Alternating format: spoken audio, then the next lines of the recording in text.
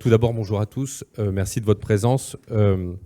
Mon sentiment dans ce combat, puisque c'est un combat qui m'anime depuis presque 13 ans, qui s'est développé, parce qu'il est passé de l'éolien à la question énergétique, mon sentiment est un double sentiment. À la fois un sentiment de pessimisme, du fait qu'actuellement on subit de la part du gouvernement et des promoteurs éoliens une propagande absolument gigantesque, et en même temps un sentiment très optimiste parce que, in fine, la vérité l'emportera et nous l'emporterons.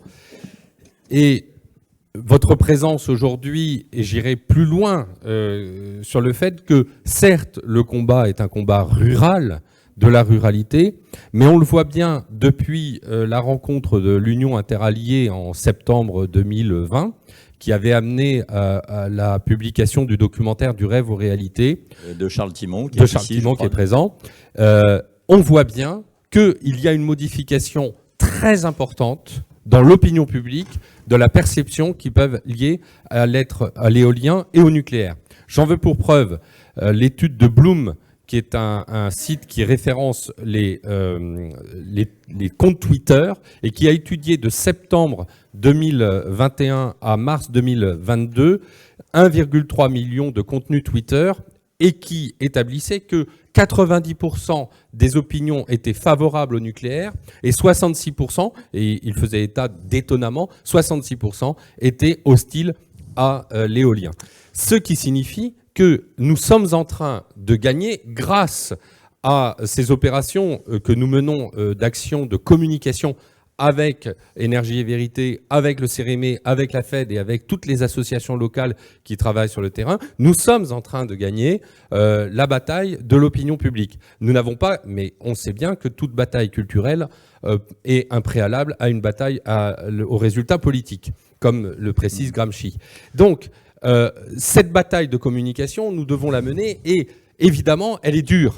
Ouais. Et actuellement, nous sommes plutôt dans un bas, après avoir réussi à imposer, et là-dessus, je pense avoir un peu œuvré sur cette question, à imposer le débat de l'éolien depuis les élections régionales, où au moment des élections régionales, nous avons réussi à faire en sorte que l'éolien soit au cœur de la problématique énergétique, et dans le cadre des présidentielles, parce que en permanence, dès qu'on ne parlait pas d'Ukraine et dès qu'on ne parlait pas de Covid, c'était le sujet énergétique qui s'en sortait.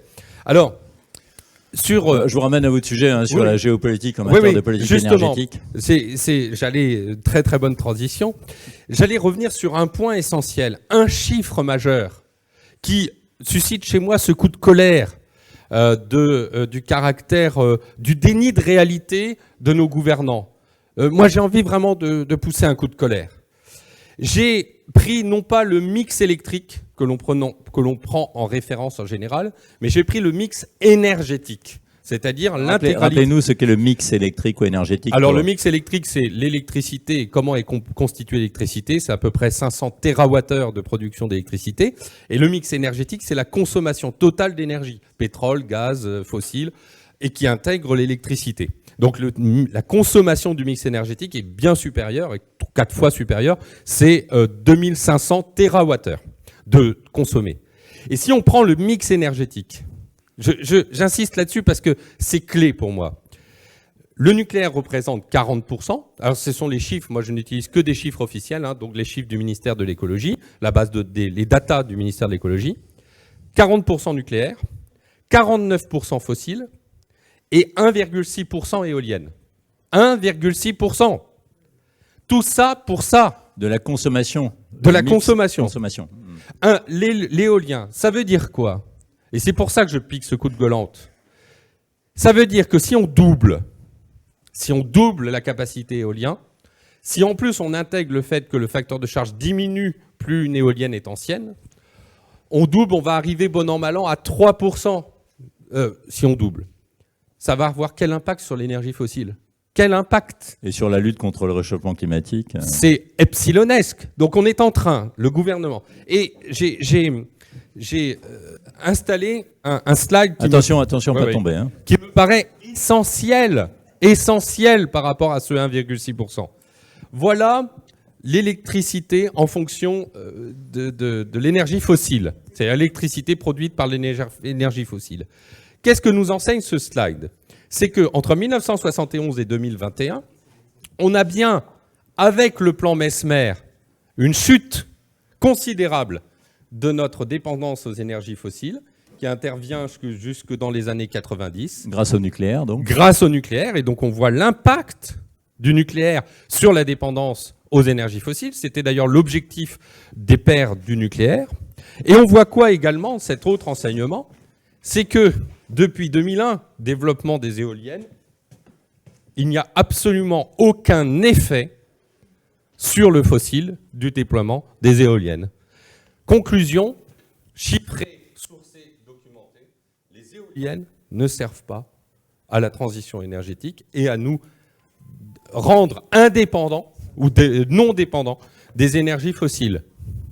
Alors pourquoi les politiques et les grandes sociétés internationales comme Engie, EDF se sont fourvoyées là-dedans?